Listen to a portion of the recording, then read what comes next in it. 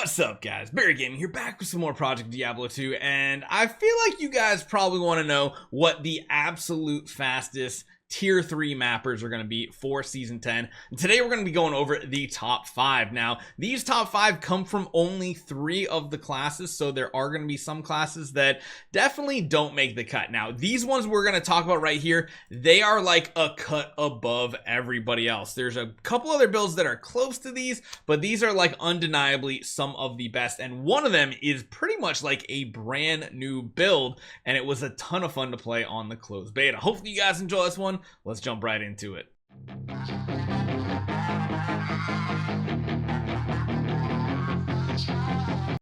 So first up here, I'm gonna kind of put this at number 1 just because I think right now this is probably one of the most powerful builds that had absolutely no nerfs or changes to it. It's still just at the tippy top, and because some of the Nova builds got nerfed, Fire Druid is absolutely insane. You can see you're just blinking around the map. You have Armageddon, you got Fissure, Volcano, you got all of these things dealing insane amounts of fire damage. Probably one of the best mappers out there, and I know this can actually do dungeon solo. Granted, it takes like a full hour, but if this looks like a playstyle you're in for, Fire Druid is definitely near the top. So next up at number 2 is another Druid build right here. Very similar to the Fire Druid, except more confined AoE, and this is the Arctic Blast Druid. Again, both of these builds really didn't see any changes this season. The reason why they are now so ranked highly is because things like Frost Nova, Nova, Poison Nova, all those Nova type abilities did get a nerf. So some of these Druid abilities are, surprisingly enough, the strongest elemental casters in the game now. If you guys have been tired of Sorceress, well, grab yourself an Enigma, go for either fire or cold. Either variant is good. Wind, not so much, but these two are very strong, and I kind of put them at the top because they're the least reliant on damage ticking over time, because the number 3 build has to do with poison, but no, it is not Poison Nova.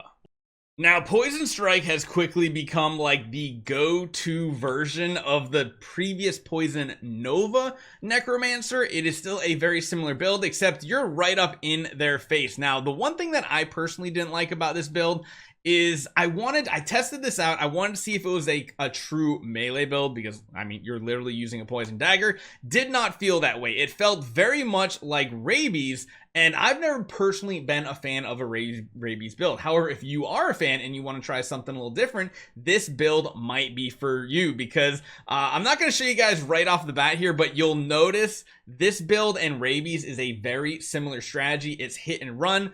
The only difference is you're able to, of course, blood warp with your Necromancer, move around the map a little easier. They're both kind of heavy investments in poison damage, and the only reason why I put these behind the other elemental is because the damage does have to tick sometimes, and it's a little bit harder to get the poison damage abilities to do as much damage as you need versus those fire and cold builds early on. So that's the top 4 spots right there. 3 of them go to Druid, 1 of them goes to Necromancer. The last one is a really cool new build. Now, if you're looking for a true melee build to go for that is way at the top, no, it's not a physical build. It is actually a Holy Freeze Sacrifice build. Yes, Sacrifice, a build that got reworked like last season and maybe even the season before that. This is actually one of the craziest builds ever, and it has some absolutely insane survivability. You got your shield, you got Holy Shield, you of course have that freeze aura, which is just freezing all the enemies. You can see how much damage this does. If you're looking for a purely melee build, this one might be one you want to go for. And surprisingly enough, everything at the top of the list is elemental. There's not going to be really any pure physical builds until you get down a little bit lower, closer to rank 10, where you're going to have things like Blade Dance or something like that. Elemental builds are definitely going to rule the season. Now, is my Leap build in here? Absolutely not. But if you guys are looking for the absolute fastest top 10 builds, they're top 5 builds, these are where you're at. We might go over the top 10 here in the future. We'll have to see.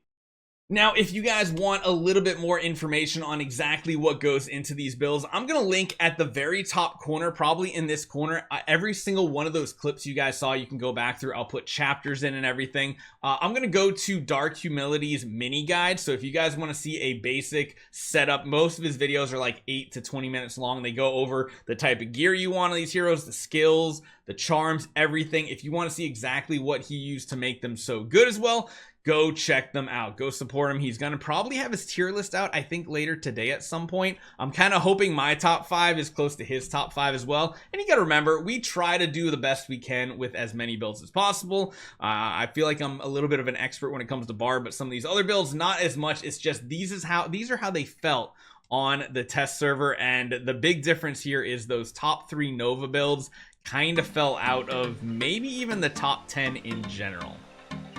So yeah, hopefully you guys enjoy this one. Let me know what you guys think, and I'll see you guys next time.